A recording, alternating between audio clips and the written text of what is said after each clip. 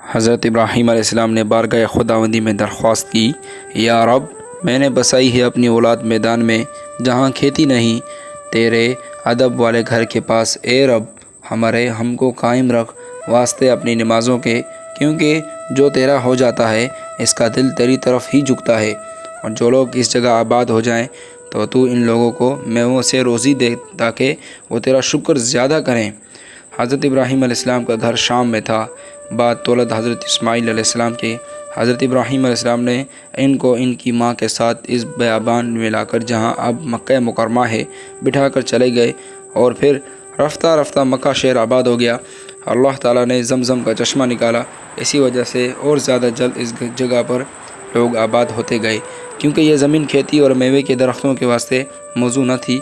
اس کے نزدیک ایک زمین طائف تھی، اس زمین کو ذخیرہ سرسبز شاداب کر دیا تاکہ بہتر سے بہتر میوے وہاں سے ہوں، اور شہر مکہ مکرمہ میں وہاں سے پہنچے۔ بعد اس کے حکم خدا کے حضرت جبرائیل علیہ السلام نے 36 کوس تک زمین مکے کی جو کہ سنگریزی سے بھری تھی، اسے کھود کر ملک شام میں لے جا کر رکھ دی، اور اس کے عوض میں دریائے نیل کی زمین مکے میں لا کر رکھ دی، اور فرشتے سب اس زمین کے گرد کعبے کے ساتھ دفعہ طواف کرتے رہے، اور اسی جگہ سے کہ جہاں سے حضرت جبرائیل علیہ السلام نے مٹی کھود کر ملک شام میں پھینکی تھی لے جا کر اس کا نام طائف رکھا، اور اس واسطے کہ 7 دفعہ گرد بیت اللہ کے طائف کیا تھا۔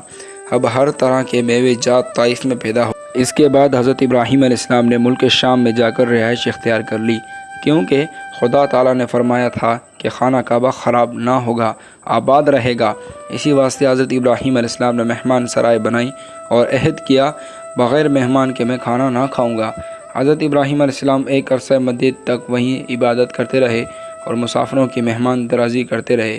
کچھ عرصہ گزر جانے کے بعد ایک دن حضرت اسرائیل علیہ السلام آدمی کی صورت بن کر آپ کے پاس آئے۔ حضرت ابراہیم علیہ السلام نے پوچھا، تم کون ہو اور کہاں سے آئے ہو؟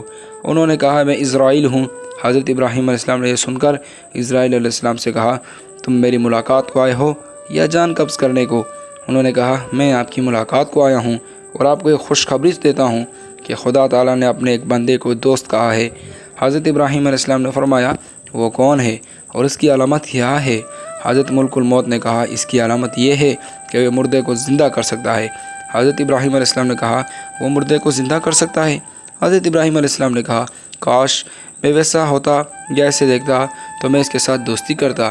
اس کے بعد اسرائیل علیہ السلام غائب ہو گئے، اور ایک روایت میں ہے کہ حضرت ابراہیم علیہ السلام تلاوت کرتے یا عبادت کرتے تو آپ کی آواز ایک کوس تک جاتی، اور اس آواز کو جو سنتا وہ کہتا، یہ آواز تو حضرت خلیل اللہ کی معلوم ہوتی ہے اور وہ اپنے خدا کی عبادت کر رہے ہیں۔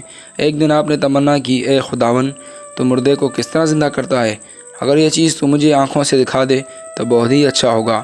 اللہ تعالیٰ نے فرمایا اور کہا، کیا تو نے یقین نہیں کیا؟ تو فوراً ہی حضرت ابراہیم علیہ السلام نے گزارش کی، کہا، حق ہے فرماتا ہے تیرے، مگر واسطے کی تسکین ہو میرے دل کو۔ پھر اللہ تعالیٰ نے فرمایا کہ تم پکڑ لو 4 پرندے اڑنے والے، پھر ان کو اپنے سے مانوس کر لو، پھر ان کے ٹکڑے کر ڈالو، اور پھر ان ٹکڑوں کو مختلف پہاڑوں پر ڈال دو، پھر تم ان کو بلاؤ، تمہارے آواز پر اپنے جسم کی طرف ہر ٹکڑا آئے گا، اور وہ میرے حکم سے اپنی پہلی حالت میں آ جائیں گے، اور سب کے سب زندہ ہو جائیں گے۔ اور یہ اچھی طرح جان لو کہ اللہ تعالیٰ زبردست حکمت والا بحکم الہی حضرت خلیل اللہ پر پرندے، ایک دن میں طاؤس تھا، اور دوسرا مر، اور تیسرا کوا، اور چوتھا ان میں ایک کبوتر تھا۔ ان کو انہوں نے پالا اور اچھی طرح سے اپنے سے مانوس کیا۔